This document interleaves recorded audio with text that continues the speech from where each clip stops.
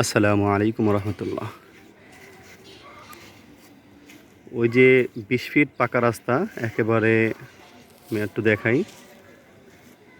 হ্যাঁ, এই যে অটোটা যাচ্ছে, অটোটা দাঁড়িয়ে রয়েছে, ওইটা 20 ফিট পাকা রাস্তা। ওখান থেকে 4 প্লট পরে এই জমিটি বিক্রি হবে। এটা কিন্তু কাঁচা রাস্তা, যে কারণে আপনারা জমির দামটা একটু কম পাচ্ছেন এই কাঁচা হওয়ার কারণে। এই 3 কাঠা জমি এখানে রয়েছে, এই 3 কাঠা জমি বিক্রি হবে।